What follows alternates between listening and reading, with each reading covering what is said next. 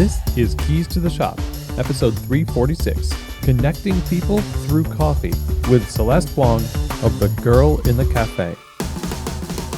Well, hey everybody, and welcome to another episode of Keys to the Shop, where we give you insights, inspiration, and the tools you need to grow as a coffee service professional. My name is Chris DeFirio. I'm your host for the show. Thank you so much for taking the time to tune in today. And I would really encourage you to hit subscribe. Hit that button wherever you're listening to your podcast right now. That way you'll always be notified when new episodes come out. And share these episodes with a friend. Share a Keys to the Shop with a friend or with your team. That's a great way to help out the show and spread the word about the content here. And I believe a lot of best practices and great ideas that are shared here in the show can really help the industry.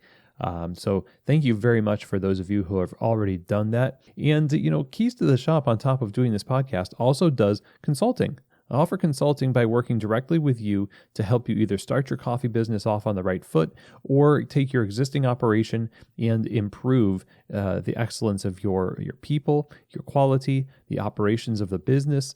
And that can happen either remotely in coaching, consulting, or on site. And I'd love to talk with you if you're in the place where you might need somebody to come alongside you and help you through a project or getting your business off the ground. I'm here to listen to see if it's a right fit to work with Keys to the Shop Consulting. To set up a free discovery call with me, go ahead and email me, chris@keystotheshop.com, and I'd love to just hear what's going on in your world. Again, the email for Keys to the Shop Consulting, chris@keystotheshop.com. Now, today's episode of Keys to the Shop is brought to you by the Ground Control Cyclops Brewer, which is leveling up the game in terms of quality of batch brew coffee worldwide. Some of the best coffee bars on the planet use Ground Control to make sure that their coffee is put out there in the best light possible. The SCA award-winning technology in the Ground Control allows you to extract an incredible range of flavors and have very precise control over your coffee's expression. That means your customers get a game-changing batch brew coffee every time. But it's not just a batch brewer. It also makes tea, batch iced lattes, batch cold brew. So on top of leveling up this quality of batch brew coffee that you can expect in coffee shops, it also offers a lot of versatility and efficiency. So visit them over at groundcontrol.coffee to learn more about this amazing machine. If you're looking for quality and excellence, efficiency, and just something awesome to look at too, frankly, then you need to go and get yourself a Ground Control Cyclops brewer for your shop. Again, to find out more information, go visit them over at groundcontrol.coffee. Today's episode is also brought to you by Pacific Barista Series, which is the line of plant-based beverages, which is the line of amazing world-class plant-based beverages that perform like no other on the bar. In fact, they call them plant-based performance beverages for a reason, because they are made for and tested by amazing baristas before they ever get produced, which means the beverage itself stands up to the heat from steaming, produces amazing silky texture for latte art, and you also have this balance in the cup that's not overwhelming. It really lets the coffee shine. All of this works together to create a singularly great experience for your customers that love plant-based beverages. Visit them over at pacificfoodservice.com. Get these in your store to try it for yourself. If you're looking for quality and to provide the most excellent plant-based beverage experience possible for your customers, then I think you need to be using the Barista series from Pacific. Okay, everyone. Well, today we are going to be talking with the girl in the cafe, Celeste Wong. Celeste Wong is from New Zealand and has held top positions in leading artisan cafes all over the world for over 10 years. Since migrating to the UK, she's been listed as one of London's top 5 baristas in the Financial Times and noted for her excellence in a variety of other publications. With an honors degree in commerce and design, she is also an actress with notable success in her roles in front of the camera, including her last feature film, becoming the highest-grossing independent film of the year in New Zealand, and it won multiple awards internationally. Celeste produces and curates social media content for her own very popular platform, The Girl in the Cafe, and other brands. She writes and consults on a range of services for cafes and lifestyle brands, and she also has her own brand of coffee beans available on her online web shop, as well as other supplies. And we're going to be talking to Celeste today about her journey in coffee and how she developed as a professional in cafes around the world, and then how she pivoted to start to pursue blogging, social media, and connecting people with the kinds of amazing insights that she gets when she's talking with customers across the counter and now on her channel, The Girl in the Cafe. This is a great conversation with Celeste. As a lot of us in coffee have this experience every day in the cafe. We get to learn people's stories. We get to interact with the public. And what Celeste does with The Girl in the Cafe, having been the girl in the cafe herself professionally for so long, is to shine a light on just how special these interactions are that we always have in the coffee shop. She's put it on a platform, on a pedestal, and I think as we talk about what her ultimate goals are with The Girl in the Cafe and what drives her and the passion that she has for the industry and connecting people to great coffee, but also connecting people to each other through coffee, we can draw a lot of inspiration ourselves for how we can do that in our own contexts in the coffee shop. I'm really excited to have gotten this opportunity to talk to Celeste. It was a great conversation. I hope you think the same. So let's get right to it. Here now is my conversation with the girl in the cafe herself, Celeste Wong. All right, Celeste, welcome to Keys to the Shop. So glad to have you on the show. Hi, thanks for having me. It's great to be here. Yeah. Yeah, it's a great honor. It's one of those things where, I've seen so many of your videos and now I get to talk to you about your coffee journey. It's pretty cool to be speaking with you. And you've done such a great job being, a voice of specialty coffee to the masses. So bravo. I'm excited to talk to you. Oh, thanks very much. That's really nice. So before we get into talking about The Girl in the Cafe, I want to, specifically talk about how you made your way into the cafe professionally and into coffee before starting this. More or less, how you got your beginning in coffee before the platform began. How did that all start for you? Well, I was really bored while I was studying. All my friends were working, and I wanted to get a part-time job. So I got a job. My friends' older brothers used to go to this really cool cafe. And back then I liked going to cafes, but I didn't know anything about coffee. And I just really lucked out. I was very lucky. I was able to get a job in this sort of retro, very cool, super busy, the best cafe in the city that I was living in, that I was born in, Dunedin, New Zealand. And it just kind of started from there. It was like a real surprise that, when you're around people and you meet people that are just really passionate, really inspiring, and they have knowledge and they also have experience, it's really hard not to be sort of taken in by all of that. It's quite intoxicating. And I caught it. I caught the coffee bug. I think it was just a whole bunch of things that aligned, and I'm friends with them still after so many years, and after, that cafe has kind of moved on. But yeah, my coffee mentor was, he was making Rosettas in before 2000, I think, perfectly. This is before Instagram and all of that kind of stuff. So his sort of background and experience and his sort of attention to detail and knowledge, he had a food science background, and he became a mentor and a really good friend, sort of almost like a brother figure. And the woman who one of the co-owners of the cafes was an award-winning roaster and just a really great role model to have. And she sort of kept us on the straight and narrow, but she was super fun as well. I think as a teenager, or not teenager, but I was pretty young. I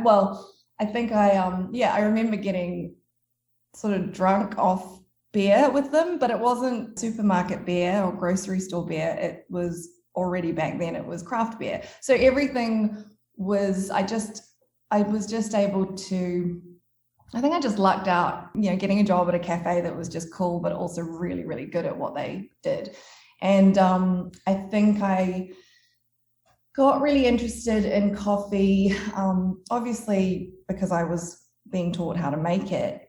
And I just thought coffee was coffee, but actually watching these guys and how specific they were about coffee just really intrigued me. And there was also such a huge demand. So it was a tiny little cafe. Maybe they opened their cafe before 2000.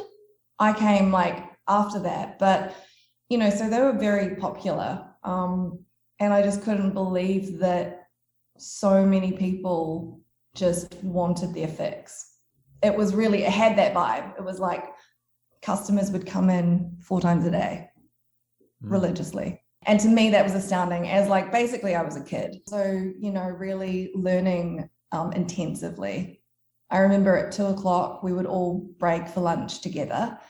And I would be tested on my cappuccinos. You kept on mentioning that you lucked out and you fell in with a great group of people. And, timing wise also, I think that was such a great time to get into the coffee shop world. A lot of people, though, didn't stick with it. There's a lot of people that were, perhaps working with you. I know, there were people that I worked with when I was working as a barista in those days as well. And they just kind of didn't get as fascinated with it. They just went on to other things. And I'm curious, in terms of the world of craft and the draw that you saw customers, following to go to these coffee shops and how it made an impression upon you. What is unique about you in that it resonated with you versus others where it is water off a duck's back? They don't really have the same kind of reaction that you did. Why do you think it did with you, though? When I think about the people that I was around, the owners and my manager, my coffee mentor, they had knowledge, they had passion, all of that. But I think inherently, actually, I was really influenced by the fact that they were real hospitality people. They weren't people in this job like I was at the time as a part-time job. They were there because this was their career. They'd already decided that they were going to make their living and their life from cafes and restaurants. Any good restaurant, any good cafe, or artisan beer person, they all knew, and I was introduced to. So I think that's very different from if my first job was at a chain. Everybody I met were business owners or people who wanted restaurant owners or cafe owners, and they all hung out with those people, and I just sort of tagged along as this, like I said, kind of like a kid, just wide-eyed. And I was studying at the same time, so I never really thought that this was going to be my career, but I really enjoyed the people that I worked with, the people that were connected within this industry. And I moved to Australia and I spent a couple of years there, and I ran a successful cafe that my coffee mentor actually opened. And again, while I was there, I still didn't think that this was my career. I was doing other things like acting, and I was working in the fashion industry as well, but I was also the general manager of this cafe. And we were very, very focused on building this up. So it was always really intense. I didn't jump around to lots of different cafes or anything. I often stayed in one place because those places just were so rich in gaining experience for me, being around all of those great people. And again, when I went to London, I ended up working, I think within 2 weeks, I ended up working in Flat White, which was at the time the only artisan cafe really in London at the time. There's another longer standing cafe called Monmouth Coffee, which is English, but Flat White was the first of its kind in terms of it was owned by an Australian and a New Zealander, and no one knew what a flat white was. And again, I lucked out with an amazing boss who sort of showed me a lot. So I stayed there, and we opened up a second cafe. It was all in Soho in London. and I sort of co-ran that as well. It was called Milk Bar, and it was open. I think it only just shut down last year during the pandemic. But yeah, that was open for 10 years, and Flat White is still going. I've been really, really fortunate to be around some great people in the industry who are still doing great things in coffee. So their example obviously showed you that this is something that you could stick with for a long time. And I love that you kind of were in these rich environments and didn't jump around from place to place. There's so much you can learn from sticking around and, letting the lessons absorb into you. And you kind of change as a person as you pursue these things from, baby barista to manager and general manager. And then you get tough over time, but you also get wise as a professional. And I'm kind of curious about, as you're pursuing the arts in fashion and acting, and also you are pursuing the art of coffee in these roles, how did you kind of see those things being related, or how did each of those things kind of help the other as you went on? Because no doubt you continued to see not only success in coffee, but also in those areas as well simultaneously. Well, I just want to sort of disclose, it's funny because even though I had worked in coffee for such a long time and, at a relatively high caliber at some really great places, I never saw it as my career. It's kind of weird when I think about it. I was like, I do coffee because it gives me flexibility, and I just happen to be really good at it and I really love it. It wasn't until I actually looked at it and I was like, the one constant in my life for over a decade has actually been coffee. Nothing else has been constant. Like my security was my income was from coffee, So I was like, I've been in denial this whole time, thinking, this is my part-time job until I get a big acting break, or this is my part-time job until I, whatever it is, And then I think it was only when I really looked at that and I really embraced it, that's when I think I started to properly grow as a person. Okay. So it was a surprise career. You had no idea it was happening, but it was happening all along. Yeah, it was happening all along. And I think it was also because I was always in love and out of love with coffee. And that's why it's sort of a joke, but it's not. It's like, I'm so obsessed with coffee. And then other times I'm like, it's just coffee. I think it's this whole relationship I have with coffee that just keeps me so attached and connected to it. Do you know what I mean? Yeah, it is hard. I feel the same way about, back and forth and in love and out of love with coffee. I'm curious from your perspective, what were those moments when you were just like, it's just coffee? What precipitated those moments? Well, I mean, just in every day, sometimes I think people just bang on about coffee so much that I'm like, really, can you taste the difference? Do people really care? Because I see all this stuff and I'm like, God, you guys, you're acting, when I say you guys, I'm talking about me too, acting as if it's the only thing in the world, and it's life or death kind of thing, but then at the same time, I'm like, there are all these other things going on in the world. And yeah, so I think it's a total constant. It's kind of I liken it to an actual relationship. It's I'm committed, but it doesn't mean that I'm going to love it all the time. Yeah. No, I'm going to have a great time sometimes, and other times it's going to be challenging. But for the most part, I'm here. I'm with you, Mm-hmm. So that's what I mean by love, hate. I never abandon it. Right. But yeah, I think going back to your question about sort of how did all of these things that I love intertwine? Well, it wasn't until I sort of felt like I had reached a level within hospitality where I couldn't see how I could earn more money, or I couldn't really see a role where I would acquire the skills that I really thought were useful or that I wanted to learn. It was just a bit of a low point for me. I just didn't really know what more I could do. So I started thinking about how could I incorporate all the things that I love. And then I was like, I really love people. I think that they're so interesting. And when I say people, I mean customers. I got so much from them. And I hope that I was able to, you know, give them something during the day as well when they came in to order their coffees. And obviously I had a dream to have media or have acting be a part of my life as well. And it was just, I think I was doing the banking one day for a cafe that I was managing, and it just sort of hit me, and I was like, I'm going to do a web series, and it's going to be called The Girl in the Cafe. Wow. And it's going to be and it like literally hit me, and I was like, God, is this how long it takes for me to get a lightning bolt idea?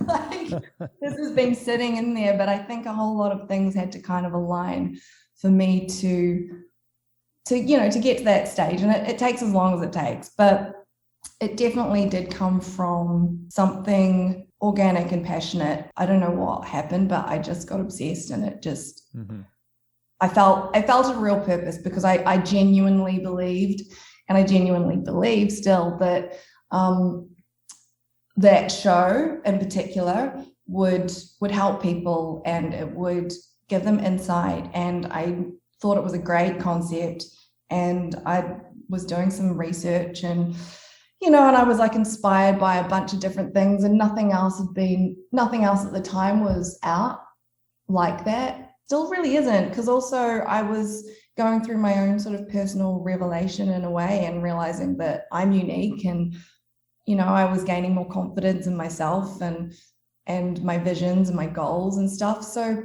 it sort of became like a really important passion project for not only myself, but something that I thought would also contribute to the world, which is really important to me. And so that's how The Girl in the Cafe started. And the Monkia, the name Girl in the Cafe came because I worked so long in Soho for Flat White and Milk Bar. And then the last place I worked at was Lantana. And this was at the time that I had this idea. And Lantana is like a sort of an Australian breakfast and coffee cafe. I used to bump into people on the street, and out of context, they would be like, they'd point at me and say, you're the girl in the cafe. And I would be like, oh, you're latte with 2 sugars, or you're long black, and you're espresso, or you're flat white, you know. So it was pretty funny, and like no one actually knew my name. They just knew me as the girl in the cafe, and it had been happening for years, and it was just sort of funny. So that's how it came about. I was like, do you know what? I'm the girl in the cafe. That's, people already know me as that. So that's it. Lean into it. Yeah. Yeah. You said it takes as long as it takes earlier in relation to starting the Girl in the Cafe. And, you know, when I think about the arc of our careers and how we mature and grow through trials and everything else, I'm curious, you know, it might be interesting to think, what would the Girl in the Cafe have been like if you'd started it like your first year or two as a barista? How different would it have been in terms of its approach to, displaying what coffee is to the masses? I don't really see that there's any major merit in looking back like that in that kind of way, because I gained so much experience that was fruitful for me for the time. Like, there are just things that I couldn't have considered, because at the time the technology wasn't the same either. And even now, over the last, 5 or 6 years that I have started the Girl in the Cafe, the technology and the like social media has changed exponentially. We've gone through a pandemic as well. So, I mean, if I was to have started the Girl in the Cafe way back, I just don't think I would have had the experience or the knowledge, or, even unless I had had the realization that this was going to be what I want to do, then I just don't know if it would have had the same energy behind it. But I also just can't even imagine it, because it's just not the way, it's not reality. That's right. Does that make sense? So all I can do is kind of just take what I've learned or what I'm experiencing now, and just try and like be better and do things better or differently going forward. Because otherwise you could spend your whole life just wishing for other, like, something different. The energy too behind it. People feel in where I was thinking about this question was around the idea that your love-hate relationship with coffee is kind of similar to the way consumers react to the way that we talk about coffee also. Like some they like it and love it, and they're just the other times they're just over us being so extra about it. Yeah, and I think I realized I only had like a barista slash business manager perspective for such a long time. I only had that because I was never a customer. And it wasn't until I sort of looked at the other side that I could have empathy for how we were coming across, you know. There was a period for, you know, quite some time where, you know, there was the arrogant barista and, you know, we were, I don't know, like we had this thing where it was like, oh, we tell the customer what they should drink because we know better. Yeah, guilty, and yes, guilty. I think you need to go through, that's a process. Like that is part of a process of learning and evolving. And you learn from that and then people get sort of educated. Like we all had this mentality really of like educating everybody on the flat white. Like I can't tell you how many times I had to explain what a flat white was over and over and over for 800 coffees a day, you know, every day for, you know, years. So because I'd experienced the third wave in Melbourne and then I got to London and they were just at the start of it. And I was like, oh my God, here we go again, you know, but I did feel like there was purpose to it. There was something that we could really add to the culture of coffee in London. So that's kind of what drove me anyway, in a way, to like be able to keep doing something over and over and over again. And also you get better at it, not only practically, but also explaining and relating with customers. But yeah, it wasn't until I sort of stepped away and started focusing on the girl in the cafe that I realized that, yeah, you know, and now I can see like we're being rude to customers and customers don't really care. And as a barista, you have to kind of be able to sense when someone wants to hear all the stuff you have to say. Because as a barista, we want to tell you like where the coffee's from and like all of these cool things about it. And because we take pride in our work, but at the same time, the customer doesn't always have they don't value the same things as us, but they do want a good cup of coffee, you know? Mm-hmm. And sometimes they're busy. So, you know, you don't want to keep them there under duress, like they probably don't care. And some of them do care, and that's great. And when you land on a customer that's really into it, then you really have an opportunity to, you know, flex and share your passion and, you know, connect in that way. And that's really great too. You mentioned it's a necessary process. I feel like it's a rite of passage, almost like a natural molting of a barista. And I've gone through that myself. I know so many. It's like people. a humbling kind of process, right? Because you're like it's forcing you to become a little bit more self-secure rather than, you know, leaning on the validation of conversations as a way to say, well, if they're not excited about coffee, it feels like an invalidation. But you can be excited, you can be a professional, and you don't have to have people fawning over you and your bespoke apron all day. Exactly. Yeah. So what is the goal? What was the goal and is the goal of the girl in the cafe? How did you see that impacting the consumer and the coffee industry? How's it been going? So for me, I just wanted to go back with, you know, when you said, what would you do differently when you first started being a barista? Right. On the blogging thing, I don't even know if there were like blogs were out, but also when I started my blog was done out of desperation. We're producing this web series with no experience.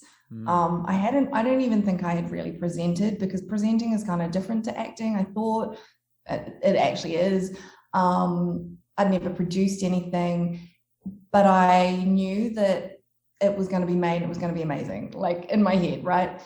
And then I realized no one will know about it. I won't have an audience. That's when I started blogging, because I wanted to have something in between while I was making it, so that there was content, or that I was building an audience in some way. So that was because blogging is kind of quite difficult. Were you kind of finding your own rhythm and thoughts also in the process of doing that? 100%. Just also finding my voice. And I think it's an ongoing thing, because as I change as a person, the things that I want to talk about, the things that I do are slightly different. But I think, to your question and your point about what is my goal with the Girl in the Cafe, that has never changed. And again, similarly to my epiphany about coffee being the only constant, well, now for the last 6 years or so, the Girl in the Cafe and my goals with the Girl in the Cafe have always stayed the same, even when I'm doing other things. And that is, having my own show. And I'm working on that. But in between, I do all these other things as well. But it all has to feed into my ultimate goal. It all has to, the thing that drives me forward is knowing that whatever I'm doing is going to lead me to that ultimate goal. Hopefully. How is that different than what you're doing now? Like, what do you mean your own show? So the web series was an interview series that just showed online. It actually did get picked up by Air New Zealand on cue as a plane flies above. Oh, nice, nice. Yeah, so that was the Girl in the Cafe concept, and everything was like, it was almost like me documenting what was going on and how I was going to do this thing, and it kind of had a surprise element in the show. And it's an interview series where there were 2 different shows. One was with customers that I had built up a really good friendship with over the years. And then another was with specific people within the industry that I felt had, an ethos that was really in line with my own. Like, I have to really feel like they're genuine and authentic. And it's a very big thing about the Girl in the Cafe. And I want it to be bigger. Like, I want a television show. Yeah. Okay. Yeah. And what's that? What is that ethos, and what is the impact that you want the show to have, like, both now and then? Like, what is that grand goal to see? Like, at the end of all of this, you look back on your legacy. What is that to you, and how does that motivate you? I think what I really wanted people to see was that coffee, for me anyway, coffee was a real connector. And I know that is now not a new thing, but back when I was creating this original show, and then also with my social media presence, that was the thing that connected me personally with people, coffee. And I really love and find the culture of coffee and the industry really, really interesting. So I just thought, wow, these people that I meet, it's really, I was just meeting really incredible people that I think generally others don't necessarily get to meet.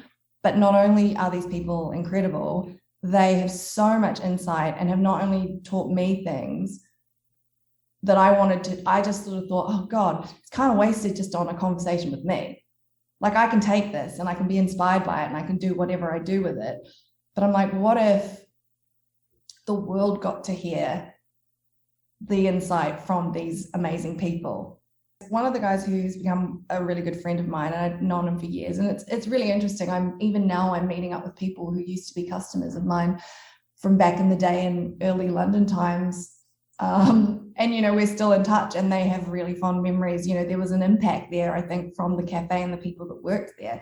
But one of the guys that I met was the art director of the movie Inception, which was directed by Christopher Nolan, and I think Leonardo DiCaprio was in it. It was just a really huge film at the time, but also conceptually pretty freaking amazing. And then I learned that he had been told that he would never make it as an artist, as a 14-year-old, I think.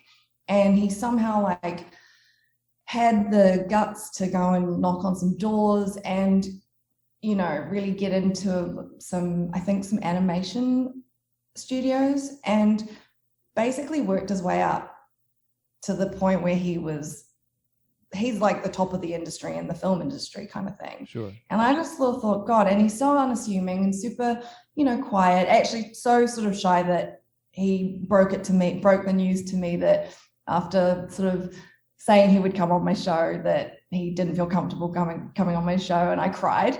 Oh no. But I didn't cry because I thought, I couldn't get someone else that's interesting or anything like that. It was more just like, I was really upset that other people weren't going to be able to share in the insight and the inspiration that he would be able to impart, if that makes sense. So I knew that, I was really, I was kind of in it. I was, passionate about that being something that my viewers would really get. So I don't know if I'm doing it correctly or whether that message is coming across in everything that I'm doing, but it's the idea that I want people to either enjoy themselves while they're either watching my content or, following along, or I want them to get something insightful. I want them to maybe learn something about coffee if they don't already know it.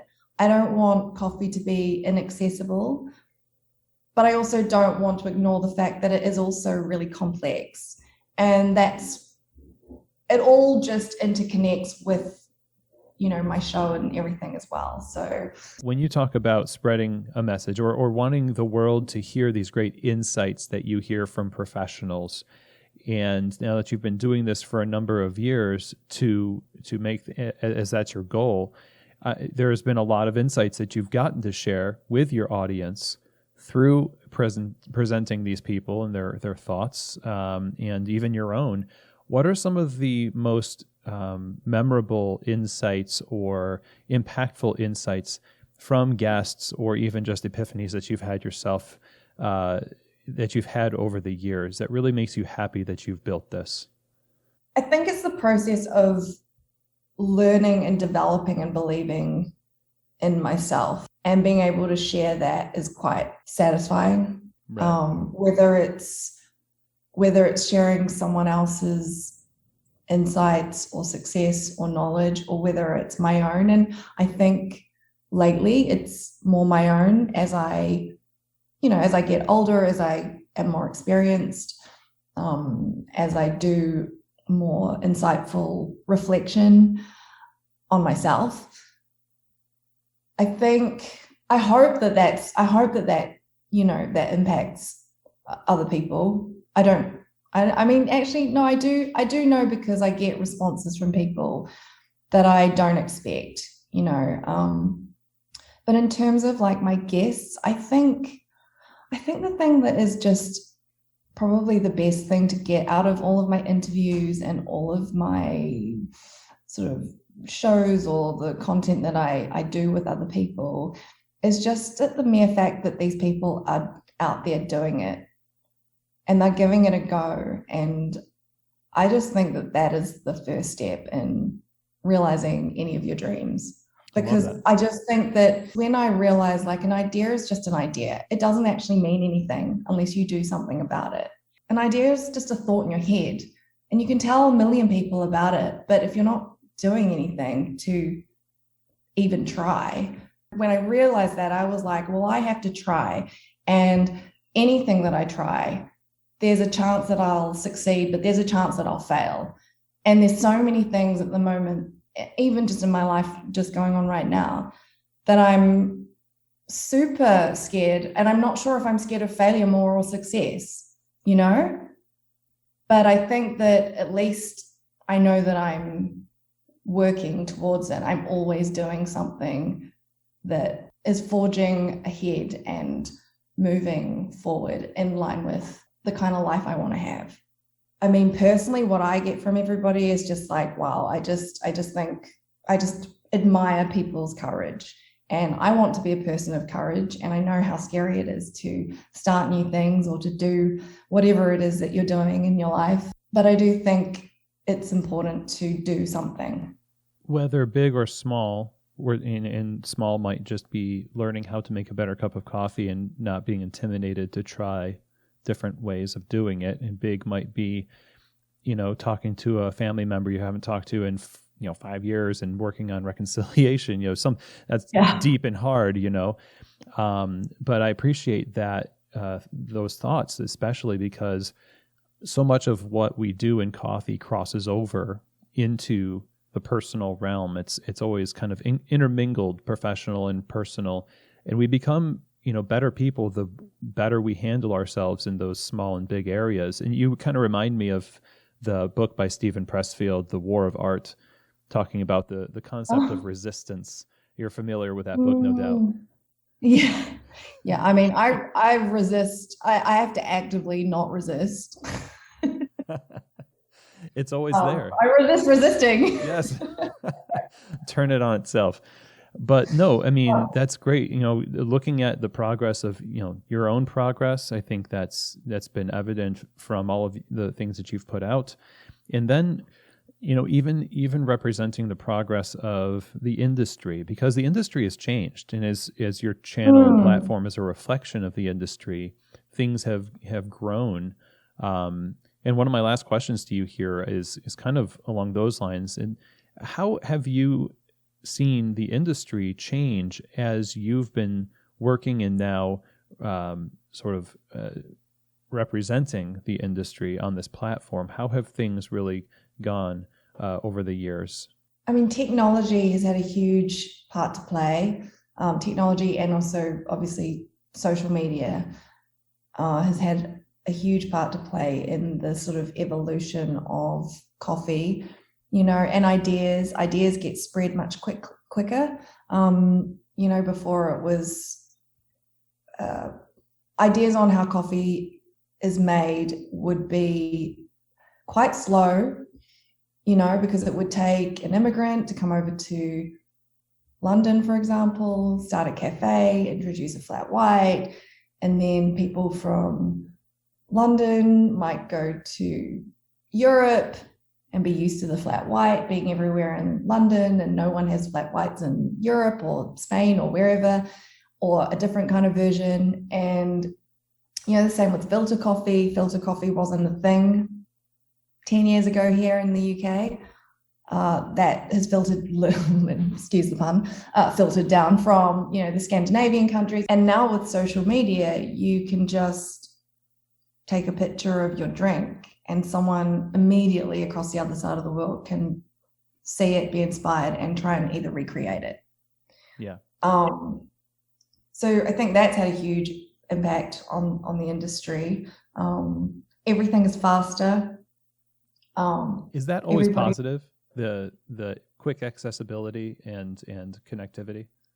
No, and I think that this is something that I think brands are at the moment. I feel like the focus is a bit fuzzy at the moment. In a lot of ways, I hear what you're saying is sort of like we are good at amassing a lot of tools and knowledge and techniques and things and et cetera, but the organization and communication of those things is really, we haven't put as much thought into that. We just want to collect more stuff, like a magpie, just kind of. Yeah, it's like collecting more stuff, but also like getting people to promote things in just such a quick, like people want results straight away. And I don't know, maybe I'm old school. Like I think loyalty is really important. Quality is really important. Having something that's sort of tried and tested. And I just don't know if thought is really, I'm not a big conglomerate company, so I don't really know in terms of like what they're thinking.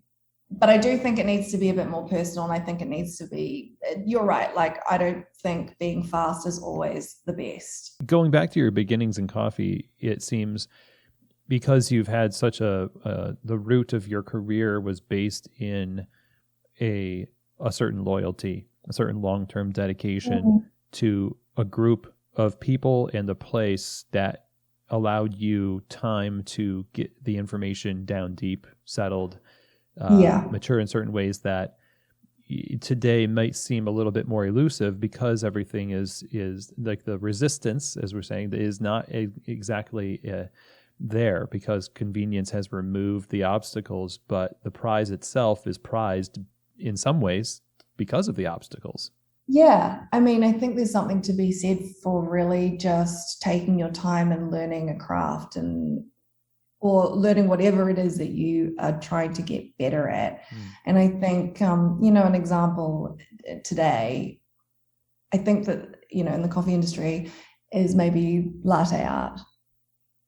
If you can do good latte art, then the coffee must be good. But I don't think that's true. No. Because, espresso is the most important, but then is it the way you pour it? Is it the way, it's just extracted? Is it the machine? Or does it, go back to how it's roasted? Or does it go back to how the coffee's grown? Or does it go back to how it's processed?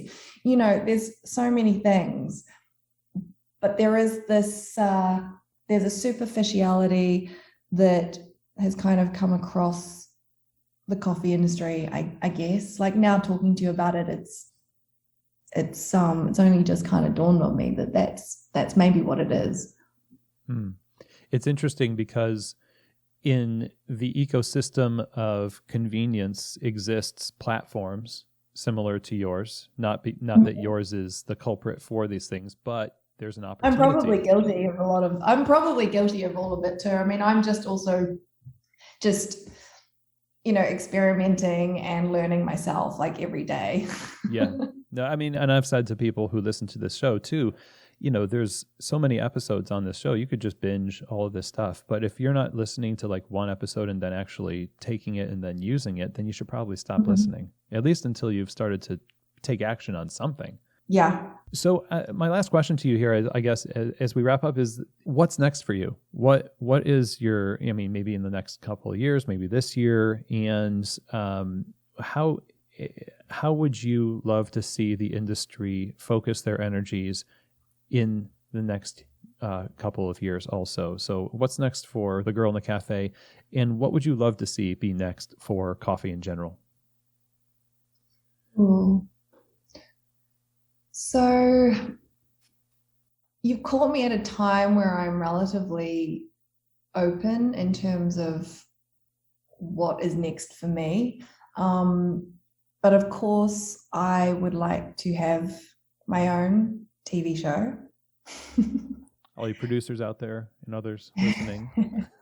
I would really like to be able to inspire more people.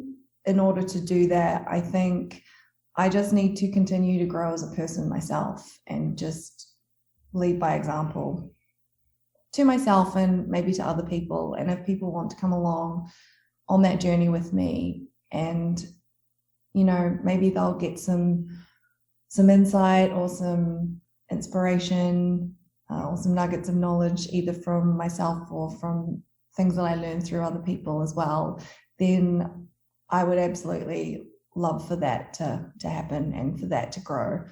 In terms of the industry, I would really like to just see some really small cafes with big personalities, or small personalities, just making it, Yeah. rather than trying to have 10 different, have 10 cafes.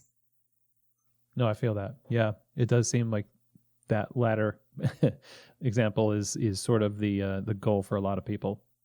Yeah, and I get it because it's obviously we've also, business is really important. It's important to me too. Another thing that I want to do as the Girl in the Cafe is make a load of money. Like that would be great to be financially Sure. abundant. I think that is something that we shouldn't avoid talking about either. But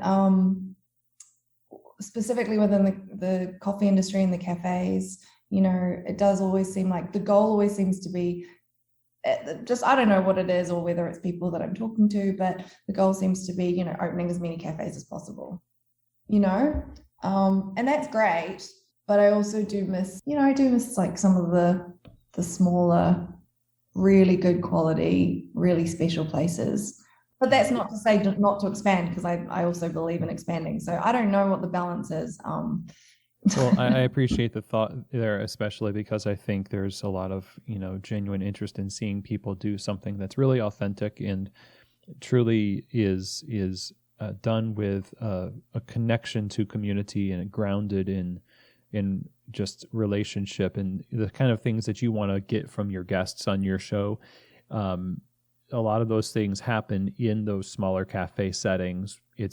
Those are heady times and people are energized, and I think there's a cycle of this that happens in the industry. Like the people, the intelligentsias, for example, start exactly like that, right? And that kind of thing does, still happen at coffee shops, or intelligentsias coffee shops.